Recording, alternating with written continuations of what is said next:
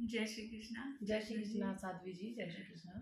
हम वैसे ही एक आपस में चर्चा करना चाह रहे हैं कि जो हम सत्संग पढ़ाते हैं या खुद भी अध्ययन करते हैं, क्या शास्त्रों के पढ़ने से मोक्ष हो जाएगा क्या? नहीं प्रभु जी, ये तो हम नहीं कह सकते साध्वी प्रभु। खाली पढ़ने से तो मोक्ष नहीं होगा, क्योंकि पढ़ने को तो पोथी पढ़ पढ़ जग मुआ पंडित भया ना कोय, है ना। तो यहाँ पर प्रेम कहो या इसको हम लोग शास्त्रीय भाषा में श्रवण के बाद मनन की प्रक्रिया जो होती है वो भी कह सकते हैं।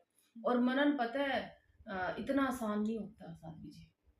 उसके लिए गुरु में निष्ठा, शास्त्रों में निष्ठा जब तक नहीं होगी ना, तब तक हम लोग आगे नहीं बढ़ पाएंगे। अब तक हम अपने लक्ष्य को नहीं प्राप्त कर पाएंगे।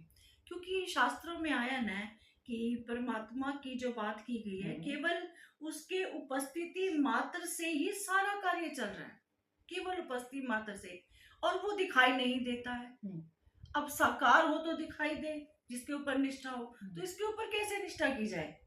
दिखाई नहीं दे रहा, अभी आपने बोला कि उपस्थिति मात्र से, हाँ। यानी कि उपस्थिति तो उसी की है ना, परमात्मा की है ना।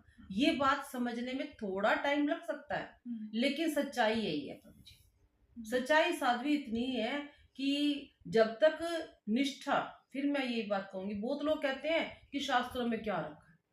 बहुत लोग ऐसे कहते हैं, अरे भाई बिना शास्त्र पढ़े तुम एक बिना स्कूल जाए बच्चे को या बिना पढ़ाए कबूतर भी नहीं बोल सकता हूँ। फिर कहीं ना कहीं से तो उसने, चाहे माँ बाप से सुना हो या किसी भाई बंधु से सुना हो, कहीं ना कहीं तो उसने क्या कबूतर सुना ना। अपने आप से थोड़ा वोकैबुलरी आ जाती है, अपने आप से ना बोलना शुरू कर देता है कोई।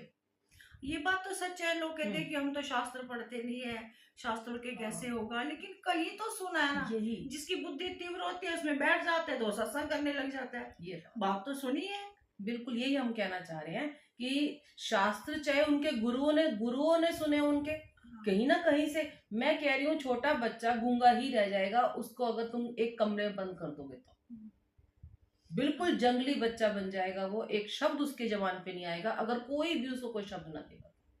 ये बात पक्की है। तो इसलिए निष्ठा बहुत जरूरी है। चाहे साकार दिखाई दे रहा है उसमें नहीं होती, उसमें हो जाती है, लेकिन निराकार में नहीं हो पाती।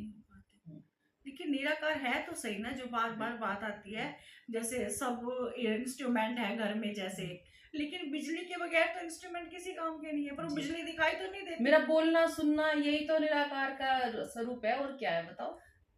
तो उदाहरण दिया जाता है ना कि जो बिजली पावर हाउस